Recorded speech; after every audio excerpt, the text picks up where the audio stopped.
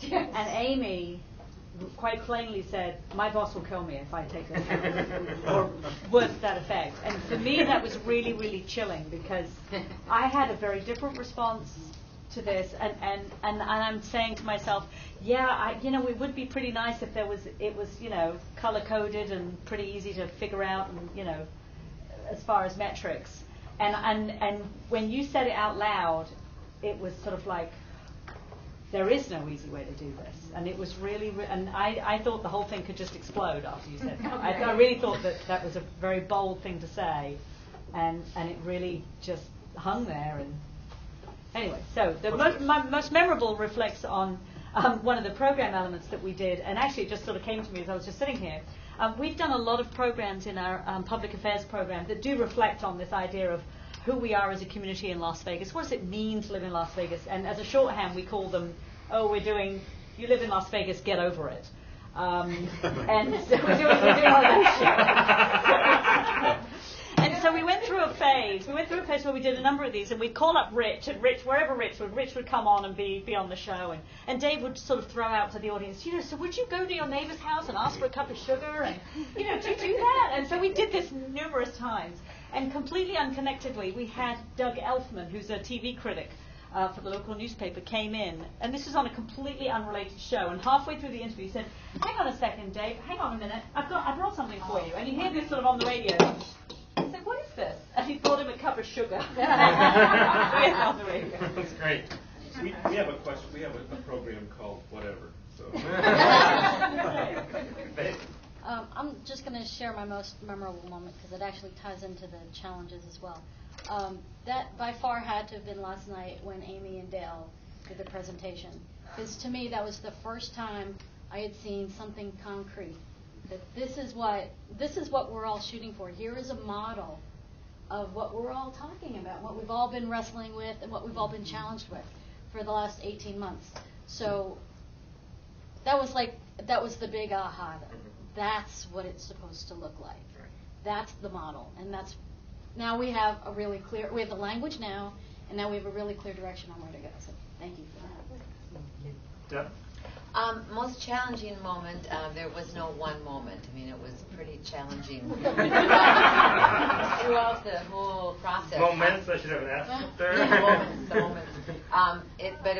Learning the language, the frameworks, everything, really was confusing, and it took a while to capture.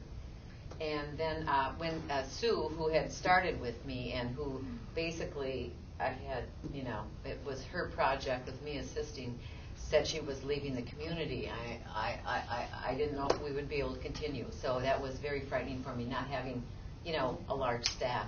So I was so glad that we were able to continue, and it's been a very helpful thing for us.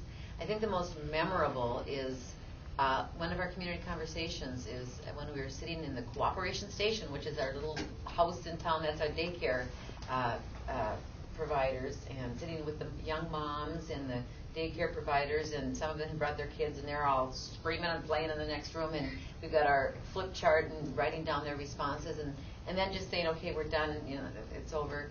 And just them all sitting in the room, not wanting it to be over, not knowing where to go from here, just having been talked to and listened to that way was really touching. It was wonderful. All right, I'm going to share one most challenging. Florence is Dave Burns, the radio guy. Mm-hmm. He interviewed me during the flip camera interview process, and that had to have been the most challenging moment for me. So that was interesting. The first time I joined the group was in Las Vegas. That was the first time I was exposed to basically the community that's public broadcasting, and it's been a tremendous thing. It's just wonderful to see what a great community you guys have that's been built around the history and tradition of this great public institution. So that's certainly very memorable. And then the final memorable moment were Rich's comments yesterday. I think they were very impactful for me. So. Brian? The most challenging moment had to be when I was working with our staff and we were talking about some of these initiatives, and two quotes come to mind. One is that local programs don't grow on trees, and the other that local doesn't trump quality. So it's really a challenge to change a mindset within an organization that hasn't really reached out to the community to do a lot of local work. So the funniest and most memorable are probably tied together. It was the community conversation that I decided to facilitate with the Council of Churches. So we had about 20 clergymen and all different denominations, and I kept getting on the staff about let's make sure we take our own TV set with our own VCR because we don't want to take any chances. We had all the clips I'd picked out of Rich, and I was going to set it up with one clip. And so I get there, and I'm standing in a room kind of like this with all these guys looking at me, many of them with their collars on. I was nervous to begin with. And I turn around and say, well, let me, by way of introduction, start the video that we have here. It's of Mr. Harwood, who will introduce the concepts. I press the play on the projector or on the DVR, and the TV screen pops up, select language, like Chinese, and I couldn't figure out how to get out of this. Like I was setting up the TV for the first time somehow. So I finally had to just roll the thing aside and say, okay, here we go. Yeah. Well, I would say Luckily, it was a forgiving group. He was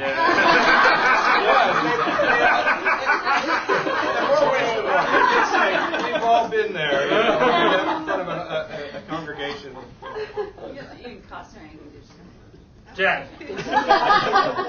Jack, we're trying to get to you. that's all right. That's all right. No, I'm new to this process, so my most challenging moment today has been right now because I got nothing. No.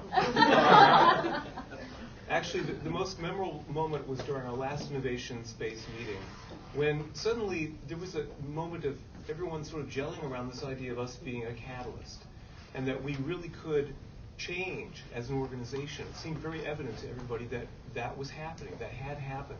And suddenly we were looking at each other in ways we hadn't before, that we could work with each other across these boundaries that are defined by our jobs and departments and so forth, and realizing that we were actually on track to do some really exciting things. And for me, that was really profound because that's why I got into public broadcasting 21 years ago. So, I think we're actually poised to actually be a catalyst. Couldn't have ended much better. Thank you very much for your hard work, for your story.